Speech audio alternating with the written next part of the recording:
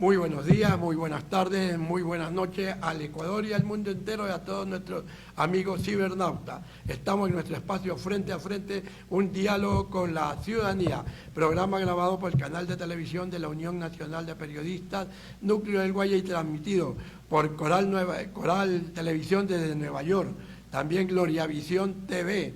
También tenemos a CGN Noticias, Radio y Televisión y una serie de cadenas de televisión online que están conectados con la Unión Nacional de Periodistas. Tenemos el día la grata visita del doctor Francisco Andina, ex ministro de Salud, quien conoce la parte medular de lo que está pasando en el país, el problema de la salud que está atravesando el Ecuador y que mucha gente no se da cuenta de la realidad de lo que está pasando. Doctor, ¿cómo ve la situación en estos momentos de los diferentes hospitales y seguros sociales del Ecuador?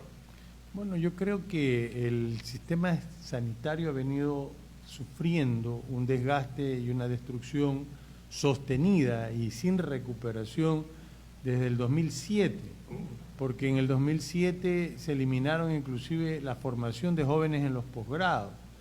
El 2012 tuvimos la baja más increíble del sistema sanitario, que fue la eliminación del Instituto Nacional de Higiene, entidad noble que brindó 7 acciones a favor de la salud, entre ellos el control de las enfermedades a través de exámenes, que se llama seroprevalencia, el registro sanitario, la construcción de biológicos. Entre los biológicos estaban las mordeduras de serpiente, los antivenenos.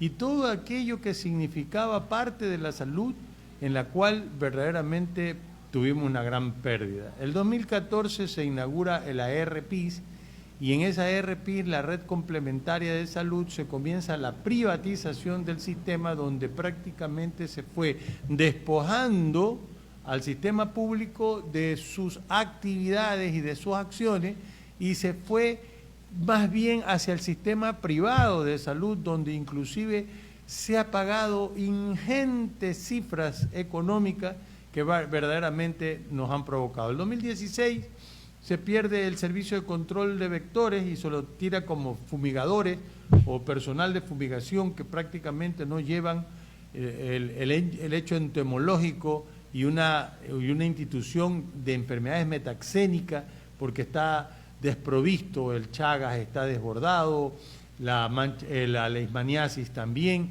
y otras vectoriales que inclusive ha cobrado vida, como es el dengue y su reaparición, en la cual seguimos teniendo graves problemas, con miles de pacientes enfermos, gravemente enfermos de dengue y fallecidos, ¿no? El año pasado se fallecieron 71 pacientes, y entonces ahí vemos que la cerecita del pastel fue el hecho de la pérdida del hospital Alfredo Valenzuela en la ciudad de Guayaquil, que se dedicaba al tema de la tuberculosis y prácticamente se desperdigó, se propagó el problema de la tuberculosis, y hoy inclusive hay falta de medicamentos antifímicos para el control de la tuberculosis, y verdaderamente podemos decir, la salud estaba en fase crítica antes, hoy está moribunda, y si no se hace las tareas necesarias para su recuperación, posiblemente seguiremos viendo nosotros grandes cantidades de pacientes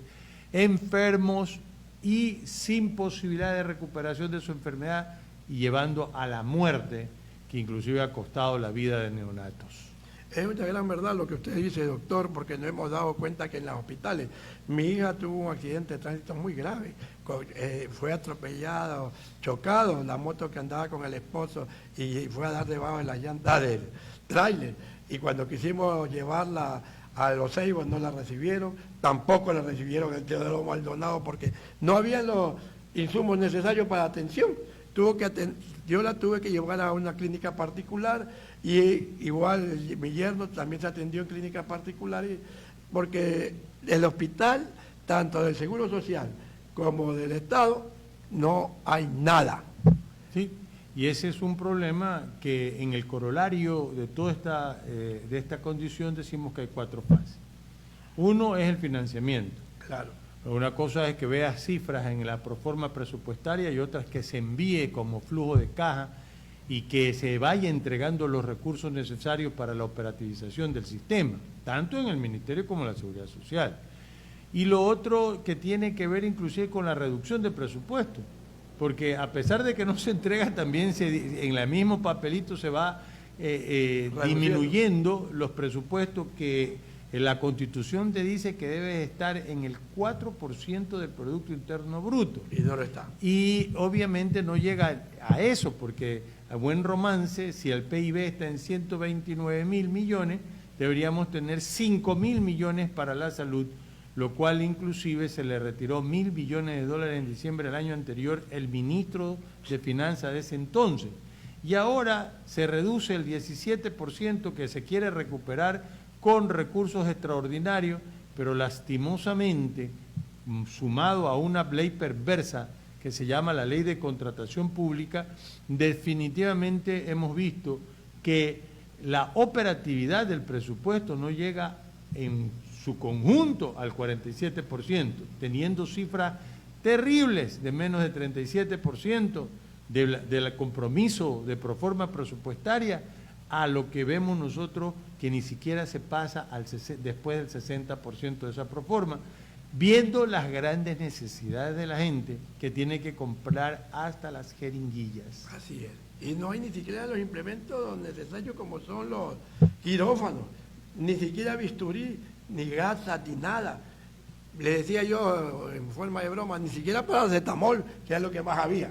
Ahora no hay eso tampoco. Ahora usted también se refería al Instituto de Higiene. Según el presidente decía que le había reabierto el Instituto de Higiene. ¿Sabe algo usted al respecto? No, eso no es verdad. No es verdad, ¿verdad? No, en absoluto. Decía, la funcionaria lo invita al presidente a una inauguración de un laboratorio de mayor complejidad dentro del INSPI, porque eso es lo que se determinó con el decreto 1290, inconstitucional, Carlos, inconstitucional, porque el Instituto Nacional de Higiene fue hecho por ley de la República en legislativo, es decir, una ley legislativa, no una norma jurídica por decreto presidencial. Pero inclusive la Corte Constitucional, que tiene su decal y de su arena y de cal, definitivamente se hizo oídos sordos y miró la cara al otro lado cuando ve que hay una flagrante violación de la Constitución, cuando un decreto ejecutivo en la misma pirámide jurisdiccional de Hensel, definitivamente un decreto no es mayor que una ley o los convenios internacionales o la Constitución. Entonces, allí hemos violentado ese hecho. Y lo que decimos nosotros es que si en la parte del financiamiento es uno de los problemas, la ley es otro problema, la corrupción es otro, la otra condición es la inestabilidad de los funcionarios, porque al final cada funcionario que sube, cada ministro que sube con una égida y una condición a criterio propio. ¿Dónde está el plan decenal de salud que dejó el doctor Alfredo Borrero? Lo dejó. Hay 5 objetivos para tener, si se quieren una condición de hoja de ruta, la comisión formada, que la habíamos solicitado, Carlos, pero nos hubiera gustado que esté el mismísimo presidente en esa comisión, para que de propia fuente del gobierno, del parte del Ejecutivo, se entere de las grandes necesidades que tiene el sector. Entonces, definitivamente no podemos nosotros creer que vaya a resolverse, porque si hay un plan decenal, que lo dejó el doctor Alfredo Borrero, deberían haber continuado con el plan decenal. Y no lo hicieron. Y no se lo hizo. No se lo hizo. Que hay acciones que pueden ser negativas, cambiémoslas. La realidad es para cambiar. Las normativas o los planes son para modificar, mejorarlo. ¿En bien de quién? No es de los gobiernos, es en bien de la población. ¿Y la población de qué? La más vulnerable. Porque la más vulnerable es la que no tiene acceso a nada, ni agua potable, ni alcantarillado, ni desecho de sólido. Peor a la salud, peor a la educación, peor a la buena información sanitaria. Por entonces ahí tenemos nosotros que hay un grave problema estructural que debe de ser resuelto por el gobierno actual, que tiene en este momento las mismas condiciones que el gobierno de Correa en el 2007. Tiene todos los poderes, le falta solamente la Corte Constitucional. Lo único.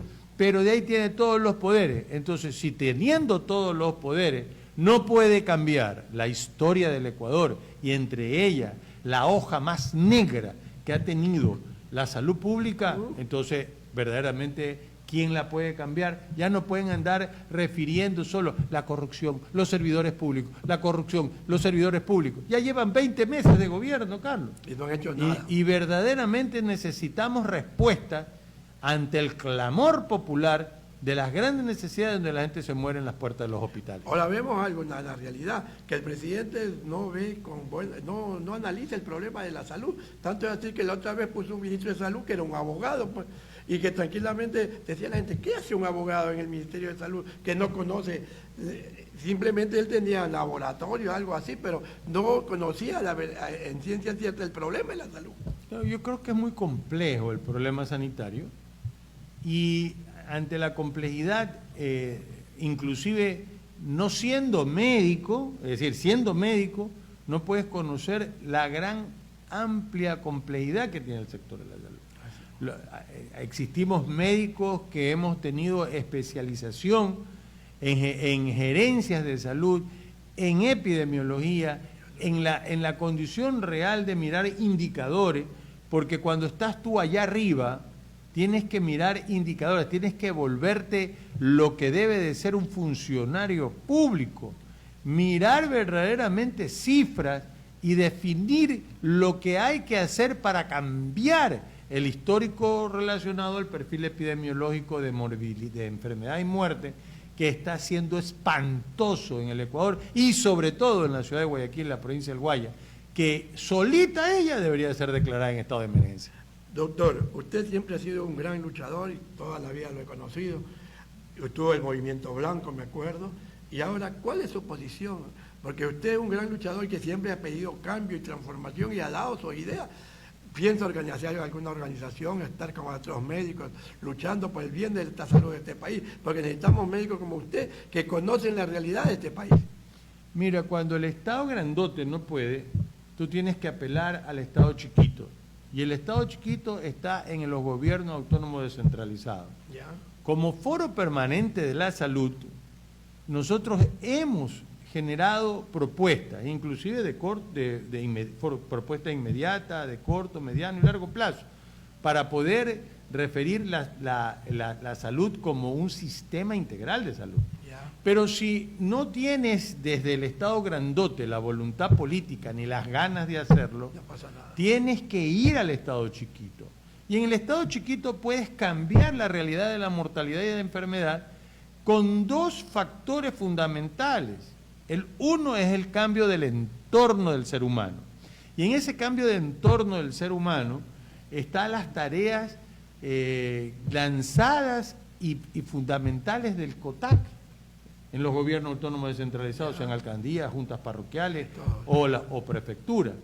El COTAC te dice que tienes que trabajar por el bienestar en agua potable, en alcantarillado, en desechos de sólido, en vialidad, en ambiente, en vivienda, en mejorar los estándares de vida de la población.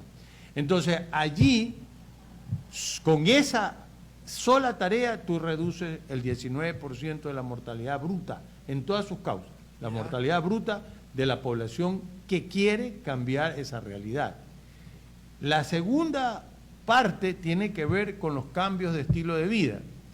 Si a Carlos le decimos, oiga, no vaya a tener una relación sexual sin el cuidado necesario, exámenes o preservativo, o de pronto con el puedes caer con SIDA, ¿no es cierto? Claro. Entonces, es esa realidad. Si nuestro grave problema está dado entre los diabéticos y los hipertensos, y nosotros comemos y nos malnutrimos y nos desnutrimos como población, vamos a terminar en la obesidad y en la diabetes. ¿Y la diabetes a qué te lleva? A la insuficiencia renal crónica, al stroke cerebral, al desprendimiento de retina, a las hemorragias cerebrales y a la muerte. Entonces, allí ya tienes una pata de cambiar ese comportamiento, de decirle a la gente, come mejor. Y si eres sedentario, no haces ejercicio, no estás haciendo actividad física, terminas igual con hipertensión y diabetes. Estás entre las dos cosas que son las que impactan en el tercer nivel de atención.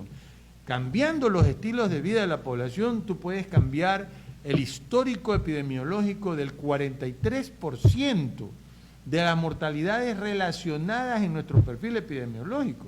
Entonces, ¿qué tiene que hacer el gobierno chiquito, el GATS? Entonces, las alcaldías, las prefecturas y las juntas parroquiales deben decir, señores, vamos a asumir competencia en salud, no asistencial, por Dios, no arrastrando o haciendo hospitales o entregando las cosas gratuitas. No, señor, en la parte de promoción y prevención. Entonces, en la una, yo tengo que hacer mi tarea obligatoria, que tiene que ver con el saneamiento ambiental.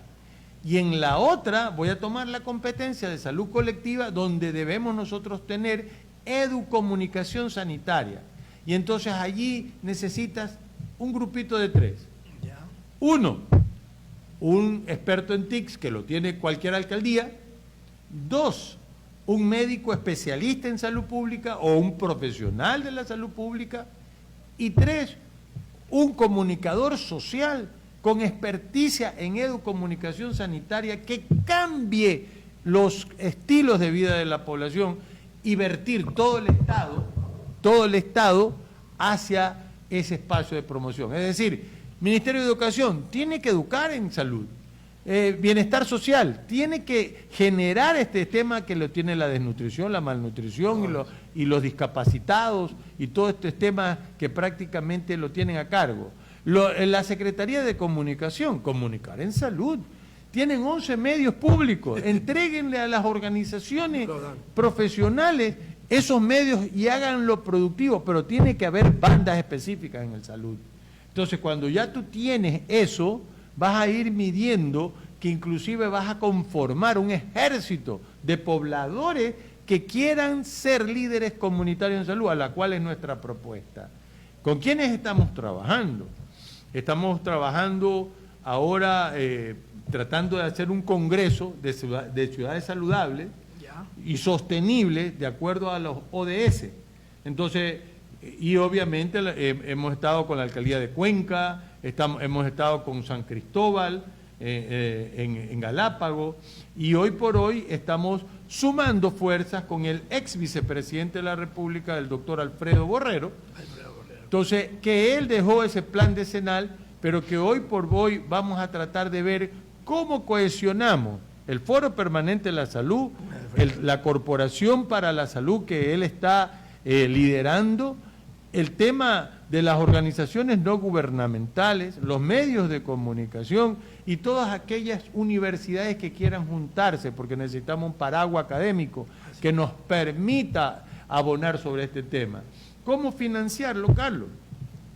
1, la COTAC te dice 10% puedes cambiar el presupuesto del gobierno autónomo descentralizado, ponerlo a beneficio social, su 10%, ya, está ahí. Segundo, decirle al Ministerio de Salud, señores del Ministerio de Salud Pública, ustedes para comunicar en salud no sirven, no consideran la etnia, la raza, la culturalidad, lo ancestral, la territorialidad, el ambiente, el clima, no consideran nada, creen que es un cajón de resonancia de 4 mensajes que no sirven para nada. Entonces los gobiernos autónomos descentralizados dicen queremos esa competencia. Tienen que darle de 14 a 15 dólares per cápita por habitante de los recursos económicos que no lo usan, que son cerca de 300 millones de dólares. Pero el rubro mayoritario está en los fondos no reembolsables. Hay cerca de 30 organizaciones internacionales, entre ellos países y fundaciones privadas, que entregan recursos por cumplir los objetivos de desarrollo sostenible, que son 17, y entre ellas está Ciudad Sostenible.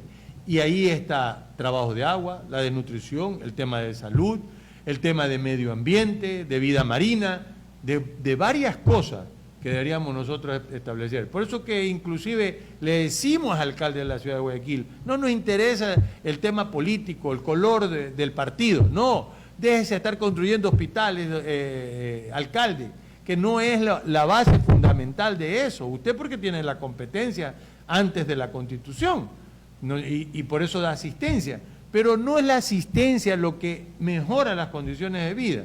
Tiene que cambiar, porque Guayaquil, Carlos, tiene un potencial increíble para ser una ciudad saludable e inclusive incluyente y productiva.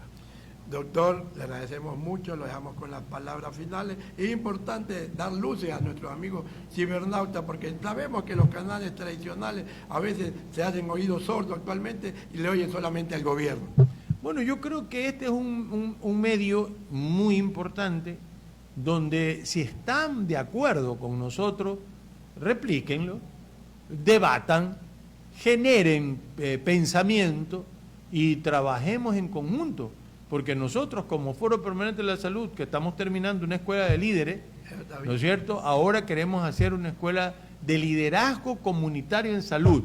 Y todos aquellos líderes que quieran aprender cómo ayudarse a sí mismos, a sus familiares y a su comunidad, pueden contactar con este canal y decirle a nosotros, vea, esta es la lista y los vamos a formar tanto presencial como no presencial.